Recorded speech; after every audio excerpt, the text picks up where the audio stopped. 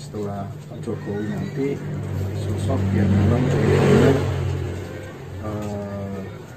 bisa menjadi problem solver dari segala macam tatanan yang kurang tepat, karena mungkin nggak bahwa pilpres yang akan datang itu bisa mengulang teori siklus Gajah Mada memimpin Nusantara kembali. Monggo, pandangannya seperti apa? Kita tetap berpijak kepada teori siklus ya, tanpa menilai apa itu kinerja, apa itu keberhasilan dari tokoh-tokoh yang ada. Dalam teori siklus itu saya terangkan bahwa Ken Arok itu Bung Karno, atau Bung Karno itu Ken Arok. Dan selanjutnya Kertanegara itu Pak Harto, atau Pak Harto itu Kertanegara. Nah, 3 tokoh yang ada di sela-sela ini,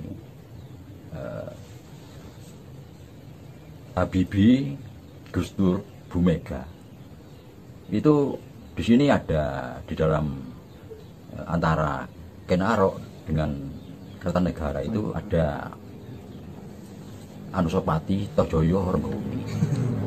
Nah, dengan setelah munculnya 5 itu, maka ada Jaya Katwang. Siapa Jaya Katwang itu? Sudah pernah saya jelaskan bahwa itu Bapak SBY. Nah, dengan demikian berarti Bapak Jokowi ini Raden Wijaya, yang bergelar Kertaraja Jayawardana Raja Majapahit pertama. Sehingga situasi sekarang ini sama dengan awal berdirinya Majapahit. Nah, kalau kita menunggu munculnya Hayam Wuruk dengan pasangan Gajah Mada, itu pada zaman pemerintahan dipegang oleh Hayam Wuruk. Hayam Wuruk itu menjadi Raja Majapahit, menggantikan ibunya Tribuana Wijaya Tunggadewi.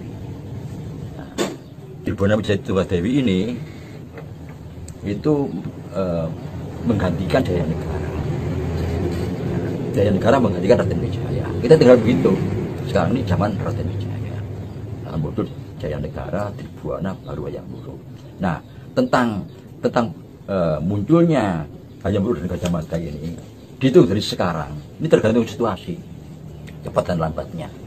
Enggak, tapi setelah Raden Wijaya itu siapa Mbak?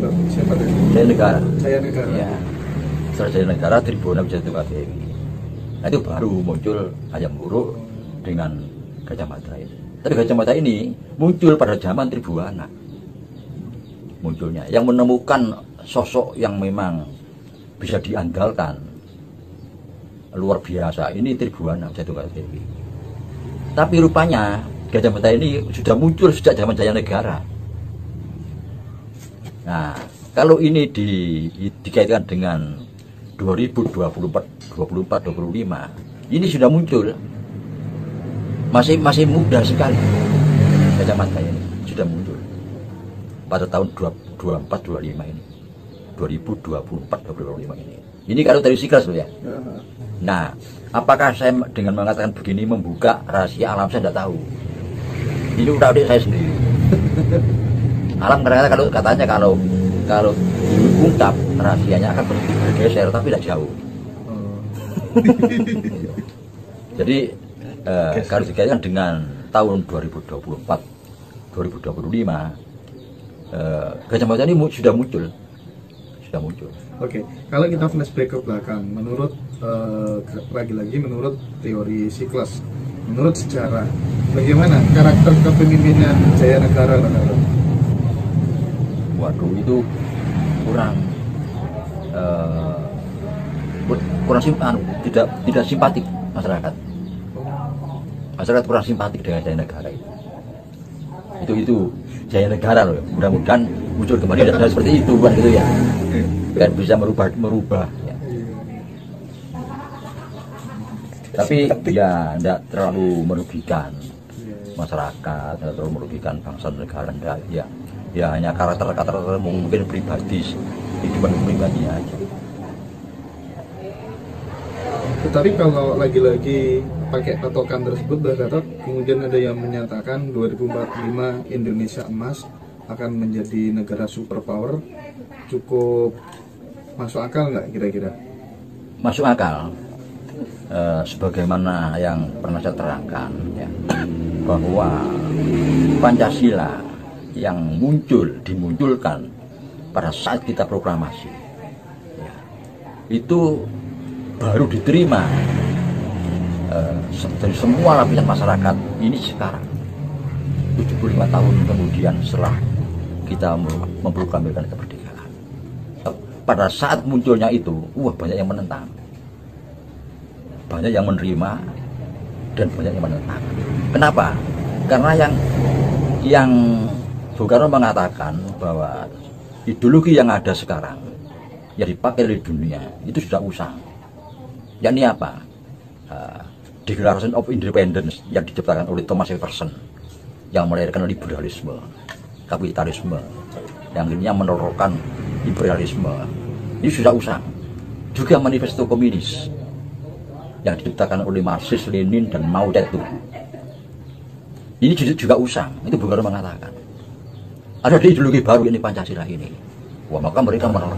Tidak terima kan. Mereka mempelajari, wah ini bahaya.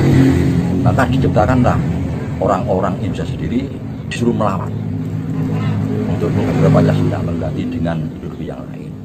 Semua pemberontakan, mulai pemberontakan komunis, Madiun, DITI, PRI, Kartosuwiryo, Karmusa, Kartomono Jihad, itu terus melawan. Ini dikendalikan oleh orang luar, dikendalikan oleh bangsa yang tadi itu, yang berpegang pada teori Thomas Jefferson, Marxis, Lenin, dan Mao. Ini yang mau dikendalikan, ternyata gagal. Pancasila tetap eksis. Nah sekarang ini tidak hanya kita yang berpikir, bangsa luar pun berpikir. Ada apa dengan Pancasila ini? Ini mereka menerima itu akhirnya, mengakui sebagai pengganti ideologi yang sudah usang itu. Nah inilah yang dimaksud dengan mercusuar dunia. Tidak hanya kita yang mengakui, itu bangsa lain pun mengakui. Dan ini bertepatan dengan apa? Dengan perubahan peradaban. Di mana pada abad pertengahan muncul peradaban alat tukar. Ya. Nah sekarang terus bergeser kan, sampai hebatnya Amerika yang tadinya sebagai kolateral ya, underlyingnya itu emas. Bahkan Amerika pun tanpa jaminan bisa mencetak uang dari hebatnya. Nah sekarang China pakai materi yang lain, program yang lain. Nah tapi diam-diam kita harus berpikir, gudang pangan itu kita, gudang pangan. Nah, bagaimana kalau pangan ini akhirnya menjadi pengganti jaminan kolateral tadi. Nah, ini yang ada kemungkinan bisa ke situ. Apa? Semua manusia itu butuhnya pangan.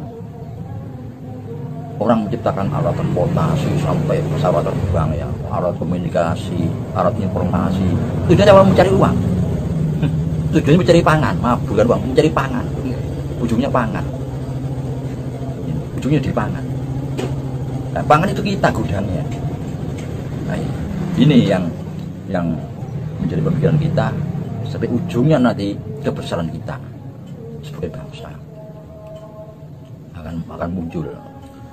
Pergeseran dari kolateral underline emas ke underline pangan itu mengisyaratkan berarti penggunaan uang kertas itu akan selamanya ada begitu Pak? Nggak ada tahu itu gimana mekanismenya ya.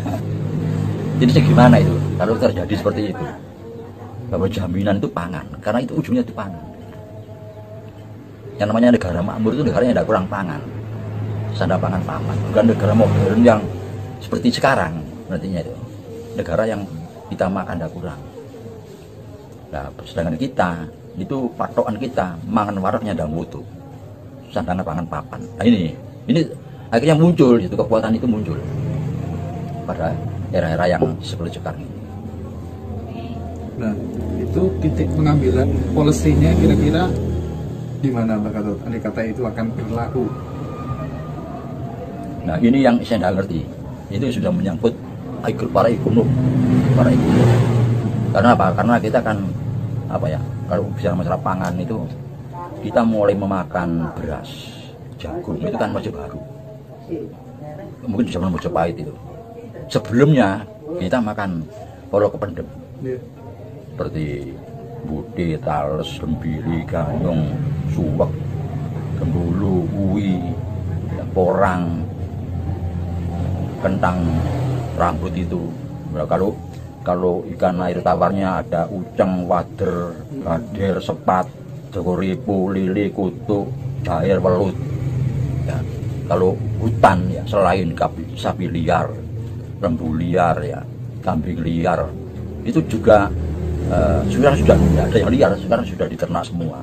Tapi ada yang landak, terenggiling, bajing, luwak, itu kan makanan yang belum dibudidaya. Jadi kita ini gudang pangan.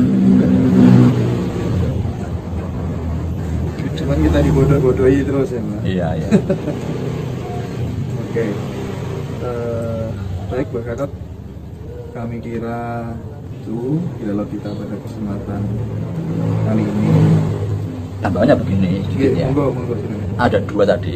Satu ya, mereka menganggap bumi ini punya batas kemampuan menampung manusia. Sehingga tadi ada pertanyaan, mereka mau eksodus ke planet lain. Yang bumi sudah tidak mampu lagi. Menurut pandangan kita, bumi selamanya mampu menampung manusia. Mampu. Hanya mereka curiga. Bahwa mereka sudah merusak bumi, mau ditinggalkan. Nah, itu kedua, kenapa kok Indonesia ini menjadi mercusuar dunia, menjadi pandangan, jadi dipandang oleh semua negara tentang Pancasila yang ini. Karena dulu kita dijadikan tumbal lainnya peradaban modern.